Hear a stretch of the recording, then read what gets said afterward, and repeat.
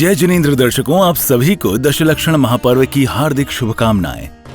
दर्शकों, राजस्थान के करौली स्थित अतिशय क्षेत्र श्री महावीर जी यानी भगवान महावीर स्वामी चांदनपुर वाले बाबा की पावन नगरी में वात्सल्य वारिधि आचार्य श्री 108 वर्धमान सागर जी महाराज सत्संग के पावन सानिध्य में भव्य रूप में पर्युषण महापर्व का आयोजन किया जा रहा है।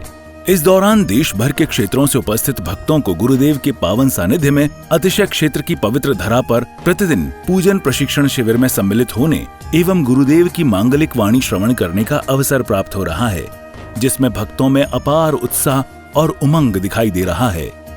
पापम छिंदी छिंदी बिंदी बिंदी सर्वदुःखम छिंदी छिंदी बिंदी बिंदी सर्वविघ्नं छिंदी छिंदी बिंदी बिंदी सर्वदोषं छिंदी छिंदी बिंदी बिंदी सर्ववैरं छिंदी छिंदी बिंदी बिंदी सर्वचतुसंज्ञा छिंदी छिंदी बिंदी बिंदी आहार संज्ञा छिंदी छिंदी बिंदी बिंदी भय संज्ञा छिंदी छिंदी बिंदी बिंदी मैथुन संज्ञा छिंदी छिंदी बिंदी बिंदी परिग्रह संज्ञा छिंदी छिंदी बिंदी बिंदी इहलोक भयं छिंदी छिंदी बिंदी बिंदी परलोक भयं छिंदी छिंदी बिंदी बिंदी अकस्मात् भयं छिंदी छिंदी बिंदी बिंदी मरण भयं छिंदी छिंदी बिंदी बिंदी वेदना भयं छिंदी छिंदी बिंदी बिंदी अशरण भयं छिंदी छिंदी बिंदी बिंदी अत्राण भयं छिंदी छिंदी बिंदी बिंदी जल फल वसु सजी हिम थार तन मन मोद धरो गुण गाओ भवदधि पार पूजत पाप हरो श्री वीर महाअति वीर सनमति नायक हो जय वर्धमान गुण दे सनमति दायक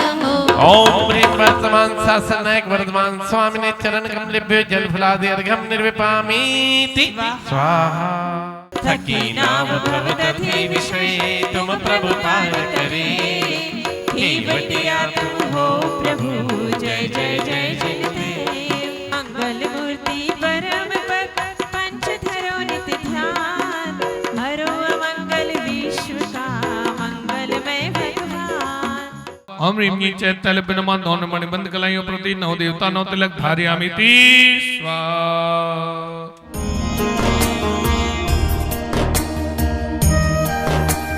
ओम ह्रीं नमो सिद्धाणं ह्रीं तर्जनीभ्यां नमः।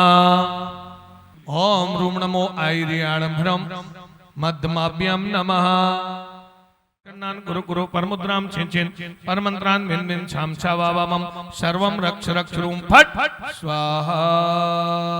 बोलो बोलो बोलो बोलो जय बोलो बोलो बोलो बोलो बोलो जय बोलो।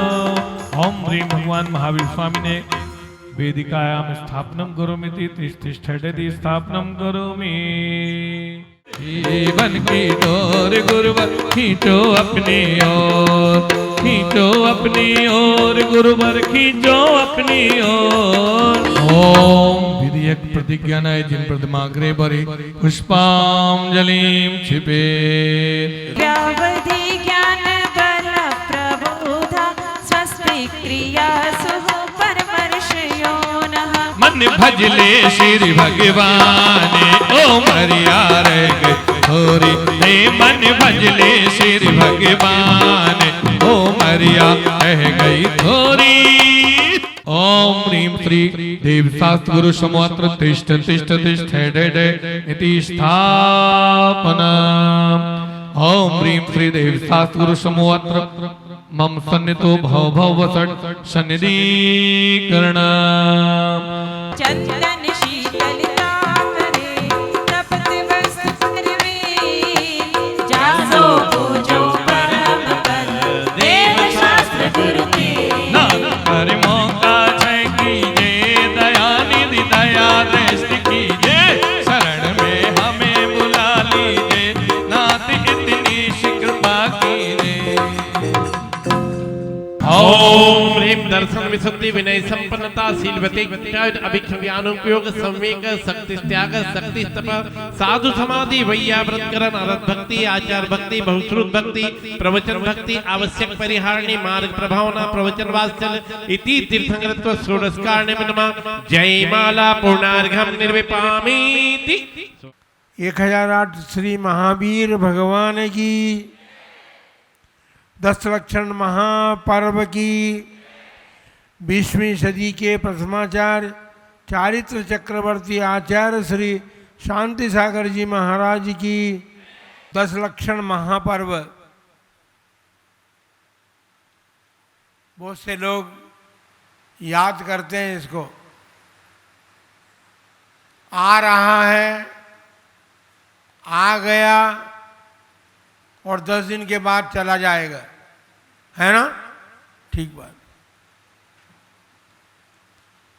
355 दिन तक जिसकी प्रतीक्षा की है आप लोगों ने, 10 दिन के बाद उसको विदा कर देंगे। लेकिन हमारे ग्रंथ ये कहते हैं, हमारे शास्त्रों में कहा गया है कि 10 लक्षण महापर्व तो प्रतिदिन चाहिए, होना चाहिए। ऐसा नहीं है, क्योंकि पर्व आता भी नहीं है और जाता भी नहीं है। पर्व तो प्रति समय हमारी आत्मा में रहना चाहिए। फिर पर्व की बात क्या कहें तो महापर्व है। आप सभी जानते हैं कि पर्व गांठ को भी कहते हैं। गन्ने में जो गांठें होती है ना, उस गांठ को भी कहते हैं। और वो गांठ जो है उसका क्या काम है? वो गन्ने की खेती का बीज है। उस बीज को बोने के बाद रस भरे रंग गन्ने प्राप्त होते हैं। तो इसी प्रकार से ये महापर्व को हमने प्राप्त किया है। इस महापर्व को आप भूलने का प्रयत्न न करें, सदा सदा काल के लिए इसकी स्मृति अपने हृदय में बना करके रखना है हमको। क्योंकि सारा संसार विषय और कसायों से आपूर्ण भरा हुआ है। प्रत्येक प्राणी के जीवन में विषय और कषायों का भार भरा हुआ है। तो आपको सोचना है कि अनादिकाल से अब तक हम संसार में परिभ्रमण इसीलिए करते रहे हैं कि हमने विषय और कषायों को अपना हितकारी मान करके और उसको अपनाए हुए हैं, इसलिए हमने छोड़ा नहीं अभी तक। तो ये महापर्व जो है हमें विषय और कषायों से बचने का संदेश लेकर के आया है। और वर्ष में 3 बार आता है, एक बार भी नहीं। भाद्रपद मास में आता है क्योंकि फुर्सत के दिन है, चातुर्मास काल है ना, जब फुर्सत के दिन है तो सारे लोग जो हैं भाद्रपद मास के इस 10 लक्षण महापर्व को बड़ी तन्मयता से मनाते हैं, बड़े उत्साह के साथ मनाते हैं। लेकिन ये केवल भाद्रपद मास में ही नहीं आता, ये माघ मास में भी आता है और चैत्र मास में भी आता है। वर्ष में 3 बार, यानी 1 महीना आपका जो है वह 10 लक्षण महापर्व में बीत सकता है, बीता जाता है। सोचना हमें यह है कि केवल 10 लक्षण महापर्व ही नहीं, अभी आपने 16 कारण पर्व की पूजा की है, जो तीर्थंकर नाम कर्म जैसे महापुण्य को अर्जित कराने वाली है। ऐसे दर्शन विशुद्धि आदि 16 कारण भावनाओं की आपने अभी पूजा की है। तो 10 लक्षण महापर्व के पहले 16 कारण पर्व भी आता है। तो आपको ये सोचना चाहिए कि ये जो महापर्व हमारे लिए एक प्रकार से धरोहर बनकर के आए हैं। कैसी धरोहर बनकर के आए हैं? जो हमारे आत्मा में विभाव परिणतियां हैं, जिनके कारण हम दुख ही दुख पा रहे हैं। चहुंगति के दुखों को दूर कराने में ये कारण पर्व बनते हैं। पर्व तो बहुत से आते हैं, आप उसको त्यौहार के रूप में भी मना लेते हैं। अभी आपने रक्षाबंधन पर्व त्यौहार के रूप में मनाया, जबकि वो भी महापर्व है।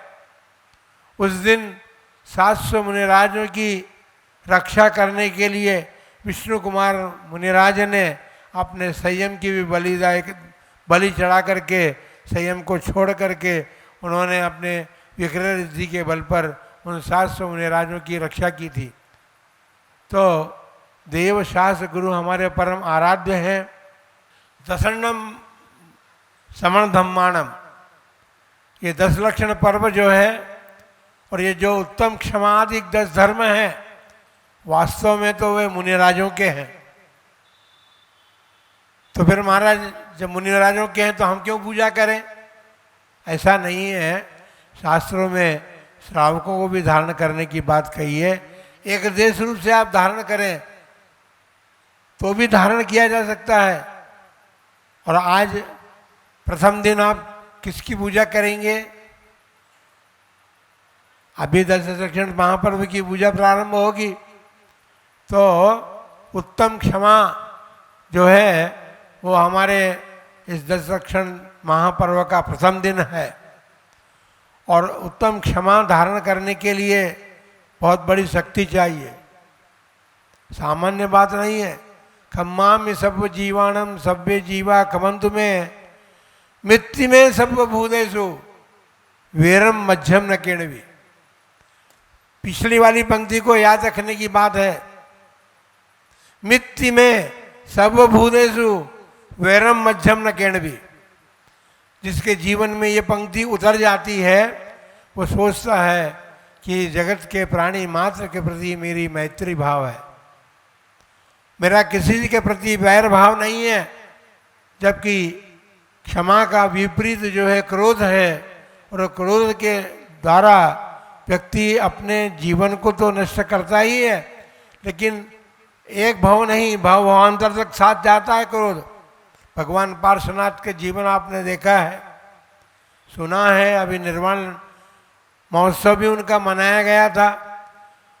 कमट के जीव जो उनका भाई था, एक माँ से उत्पन्न हुई संतानें थी, लेकिन देखिए संसार में भाई भी भाई का नहीं हो सकता।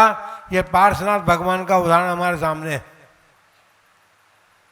कमट के जीव ने 10 भाव तक उन पर उपसर्ग किए, लेकिन भगवान पार्श्वनाथ ने सदा काल क्षमा धर्म को धारण किया, उसे क्षमा करते रहे।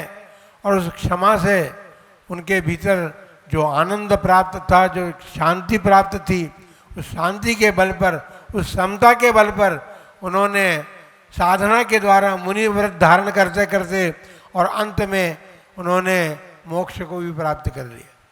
इसलिए बंधुओं, उत्तम क्षमा धर्म जो है वो बहुत बड़ा धर्म है।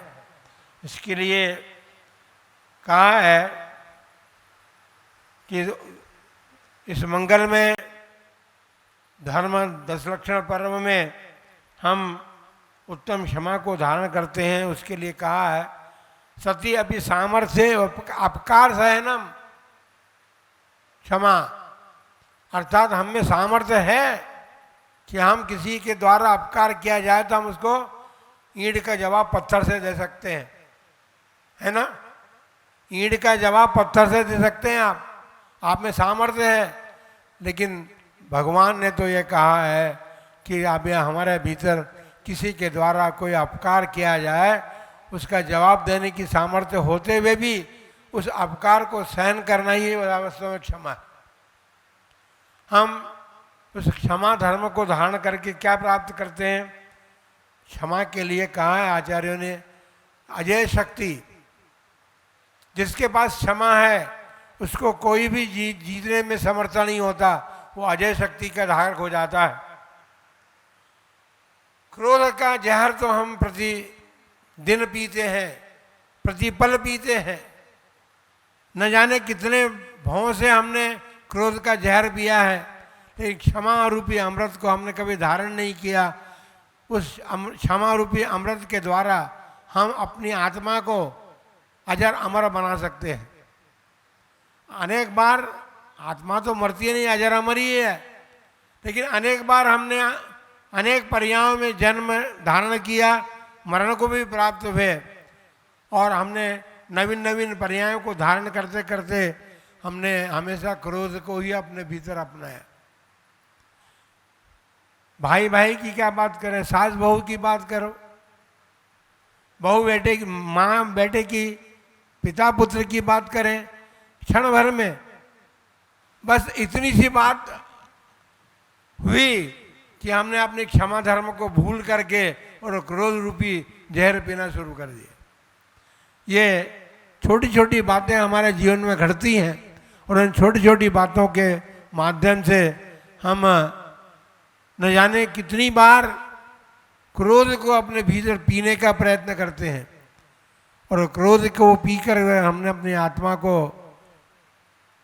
क्या किया, जो कि शाश्वत सुख को प्रारंभ करने वाली थी, उस दुख को पी पी करके हमने अपने जीवन में दुख को ही प्राप्त किया।